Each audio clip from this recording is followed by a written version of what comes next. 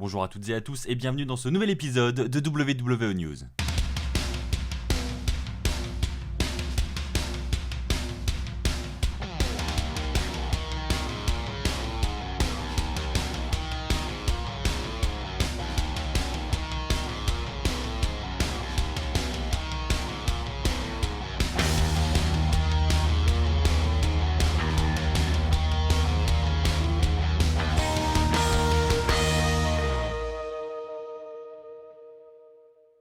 J'espère que vous allez tous très bien, c'est Axel de la chaîne WWE Fan France, on se retrouve pour ce nouvel épisode de news. Je vais revenir avec vous sur les 4 news les plus importantes du moment. On va parler de Charlotte Flair qui, malgré ce qu'on a dit lors du dernier épisode, devrait être absente pendant plusieurs semaines. On a également le retour des fans dans les arènes, on a le Covid-19 qui vient malheureusement s'installer dans le Performance Center et on va également parler du Hall of Fame. Bref, beaucoup de sujets encore au travers de cet épisode. Avant de commencer, je tiens à préciser que je vais réaliser dans les prochains jours une FAQ, voilà, pour célébrer les 85 000 abonnés. Ça fait un petit moment que j'en ai pas fait, donc je me suis dit que c'était l'occasion de le faire. Donc si vous avez des questions à me poser, que ce soit sur la chaîne YouTube, sur le catch, sur ma vie un petit peu plus personnelle, n'hésitez pas à poser tout ça dans l'espace commentaire sous cette vidéo. Je sélectionnerai évidemment plusieurs de vos questions pour y répondre en vidéo dans les prochains jours. Ceci étant dit, c'est parti, commençons avec la première news qui va concerner le retour des spectateurs dans les salles de la WWE. Donc vous le savez, depuis maintenant plusieurs mois, on assiste à des shows à huis clos au Performance Center. Et bien la WWE souhaiterait changer ça et souhaiterait retourner enfin dans des arènes qui peuvent accueillir des fans. Vous vous doutez bien que ce n'est pas si simple que ça à organiser, c'est pourquoi la WWE a fait appel à une entreprise spécialisée pour gérer justement toute cette organisation des fans dans les arènes.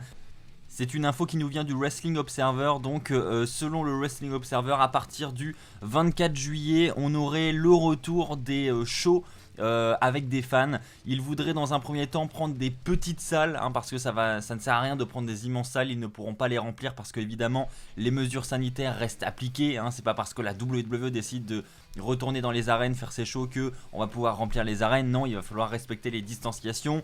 Donc quoi qu'il arrive, les arènes ne seront pas remplies, il y aura toujours des sièges vides entre chaque spectateur, mais en tout cas ils veulent le retour et ils auraient planifié ça pour le 24 juillet et le 27 juillet. Ce sont les deux dates qui circulent actuellement sur les réseaux. Donc à voir si la WWE va confirmer ça. Si vraiment c'est le cas, elle devrait le confirmer très bientôt parce qu'il va falloir qu'elle commence mine de rien à faire un peu de promotion quand même pour que les fans puissent acheter les tickets et se rendre dans ces salles là. Ça serait des petites salles, visiblement. On va pas partir sur des grandes salles de 15 000 places, 20 000 places.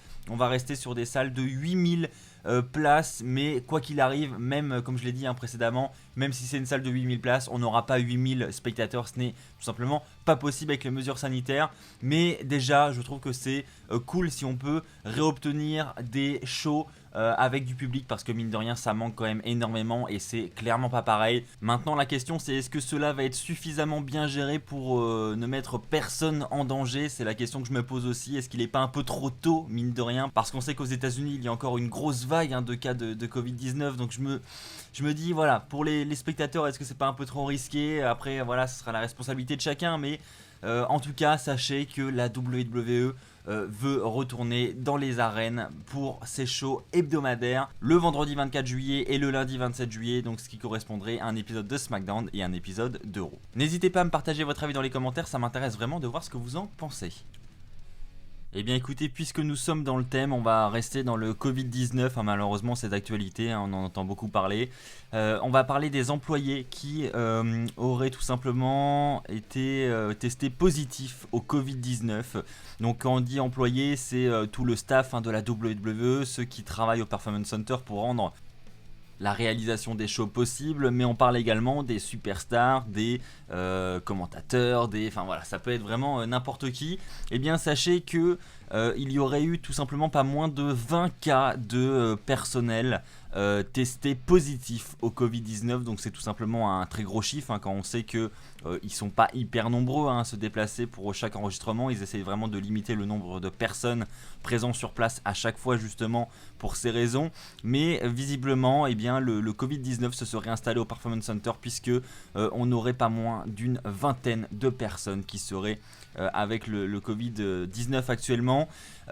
Sachez qu'on a des superstars qui auraient été également touchés par ce Covid-19, on n'a pas les noms, parce que d'après le Wrestling Observer, la WWE demanderait tout simplement à ses superstars et à son personnel de ne pas révéler sur les réseaux sociaux s'ils ont été testés positifs au Covid-19. Ils veulent que cela reste vraiment confidentiel, je pense justement pour leur image, etc. La WWE ne veut pas que ce soit communiqué, et d'ailleurs on a déjà plusieurs personnes qui ont été testées positifs et qui l'ont révélé sur les réseaux sociaux. On a premièrement Renee Young qui l'a avoué sur son Twitter, on a également Kayla Braxton et la WWE a justement dû demander à ces personnes de supprimer leur message parce que en ce qui concerne Kayla Braxton par exemple, son message sur le sujet n'est plus disponible, donc c'est assez étrange. Je pense que c'est en lien avec ce que je viens de vous dire précédemment. La WWE ne veut tout simplement pas que les superstars le communiquent, mais d'après Dave Meltzer du Wrestling Observer, il y aurait même des superstars qui auraient été prévus pour les enregistrements qui n'ont pas pu faire les enregistrements parce que ils étaient positifs au Covid-19. Donc ça montre quand même que ça touche tout le monde, pas seulement le personnel mais aussi les superstars, et là ça peut commencer à devenir assez grave mine de rien. Donc j'espère que la WWE va prendre des précautions et que voilà, je sais qu'elle a envie de continuer à tourner ses shows, mais comme ils aiment nous le rappeler à chaque fois, la santé des superstars avant tout, et j'espère que ce sera bien respecté. Maintenant je vais parler avec vous du Hall of Fame qui, vous le savez, cette année a été annulé à cause de cette épidémie. Encore une fois, je m'en rends compte, en fait on va beaucoup parler du Covid-19 dans cet épisode parce qu'indirectement il concerne aussi cette information. Donc Hall of Fame annulé en début d'année, ce qui fait que cette édition va devoir être reportée évidemment parce que la WWE a déjà annoncé les noms des personnes qui devaient être intronisées ce soir-là, donc il va bien falloir les introniser un jour. Est-ce qu'ils vont attendre l'année prochaine pour WrestleMania 37 pour les introniser? Eh bien visiblement non. Vince McMahon souhaiterait que le Hall of Fame ait lieu en même temps que SummerSlam, donc probablement la veille de SummerSlam, un peu comme pour WrestleMania.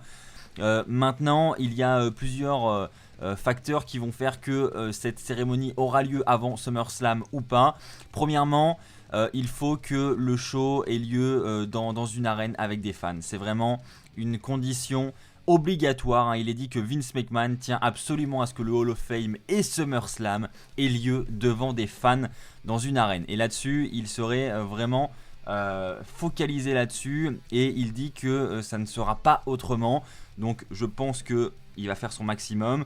Pour l'instant, SummerSlam serait toujours prévu à Boston. Le show n'est toujours pas annulé. Pour info, vous pouvez encore acheter vos tickets pour le show à Boston. Donc, je pense qu'avant d'officialiser l'annulation, ils attendent de voir l'évolution du Covid-19. Et je pense qu'ils prient un petit peu pour que d'ici fin août, ce soit un peu plus calme. Mais honnêtement, je pense pas que ça aura lieu dans la salle de Boston. Ça me semble vraiment compliqué, surtout aux États-Unis. Comme je l'ai dit tout à l'heure, ça évolue quand même pas très bien. Donc, je pense qu'il va falloir un petit peu revoir à la baisse les objectifs de la WWE, mais ça n'est que mon avis, on verra comment ça va évoluer évidemment, mais voilà, s'ils tiennent à le faire devant des fans, je pense qu'il faudra au minimum essayer de prévoir une plus petite salle ou voilà. Mais en tout cas, Vince McMahon, sachez qu'il n'a pas envie que SummerSlam ait lieu au Performance Center. Il souhaite vraiment que ce soit devant des fans, dans une arène, dans un lieu différent. Et on peut le comprendre, c'est vrai que je pense qu'on a vraiment tous hâte de revoir la WWE et toutes les autres fédérations de catch dans le monde dans des arènes devant des spectateurs, parce que c'est clairement pas la même ambiance. Et donc en ce qui concerne le Hall of Fame, perso, je pense qu'ils vont effectivement essayer de réaliser cette édition avant WrestleMania 37, parce que voilà, je pense qu'ils avaient d'autres noms prévus pour l'année prochaine, et repousser d'un an, ça voudra dire qu'on n'a pas eu d'introduction en 2020, et honnêtement je pense pas que ça arrivera. Et je pense que voilà, il y a également l'Undertaker qui devrait y entrer prochainement du coup suite à son annonce. Est-ce que ce sera l'année prochaine, surtout qu'il est dit qu'il y a des rumeurs comme quoi si l'Undertaker est intronisé au Hall of Fame, eh bien l'édition dans laquelle il sera intronisé sera l'édition où il est le seul intronisé, c'est-à-dire qu'il n'y aura pas d'autres superstars intronisés cette année-là, il sera le seul. Voilà, c'est des bruits de couloir, alors on va voir si ça se confirme. Mais en tout cas, voilà, sachez que le retour dans les arènes, ça semble se confirmer quand même. Reste à savoir comment la WWE va faire et quand cela va arriver. Et bien maintenant nous allons parler de Charlotte Flair. Alors beaucoup d'entre vous se plaignaient la dernière fois, il y a quelques semaines maintenant, de la mise en avant de Charlotte Flair qui était trop excessive. Eh bien sachez que finalement ça ne sera pas le cas, parce que même si Charlotte Flair semblait se diriger de nouveau vers le titre féminin de Raw, sachez qu'elle s'est blessée entre guillemets la semaine dernière à l'épaule, hein. Ça c'est ce que la WWE nous fait croire, c'est ce que la WWE a annoncé, mais ce n'est en réalité pas le cas. En fait, Charlotte Flair va tout simplement s'éloigner des rings de la WWE pour se faire opérer. Alors on n'a pas l'origine de cette opération, on ne sait pas d'où elle va se faire opérer, mais ça serait véritablement pour une opération qu'elle va quitter la WWE pour quelques semaines. Maintenant, ça n'est pas ce que la WWE essaye de nous faire croire, une opération à la clavicule, c'est pas ça, c'est vraiment autre chose. On n'a vraiment pas la nature de l'opération. C'est le Wrestling Observer qui nous rapporte ces infos. Il nous dit que tout simplement ils n'ont pas l'origine. Par contre, on sait que c'est une petite absence, que Charlotte Flair ne va pas partir non plus pour 6 mois. Elle devrait être de retour cet été, vers la fin de l'été, pour le mois d'août à SummerSlam. Donc Charlotte Flair à SummerSlam, ça on ne le manquera pas. Mais en tout cas, pour ceux qui n'avaient pas trop envie de la voir autour du titre féminin d'Euro pour l'instant, eh bien rassurez-vous, ce ne sera pas le cas pour le moment en tout cas. Après, qui sait, peut-être que dès son retour à SummerSlam, elle va se relancer sur le titre féminin. Ça, il faudra attendre pour le savoir. Voilà les amis, c'est ainsi que s'achève cet épisode de WWE News. J'espère que cet épisode vous aura plu. Si c'est le cas, comme d'habitude, n'hésitez pas à lâcher un pouce bleu. N'hésitez pas à vous abonner pour ne pas rater les futures vidéos qui sortiront sur cette chaîne YouTube. N'oubliez pas également de me poser toutes vos questions en commentaire pour la future FAQ qui sortira dans les prochains jours. Je vous remercie encore une fois pour votre fidélité. Merci à vous pour les 85 000 abonnés, c'est tout simplement incroyable. On se retrouve très très vite. D'ici là, portez-vous bien et n'oubliez pas, soyez toujours très très fiers d'être fan de catch. Allez, bye tout le monde.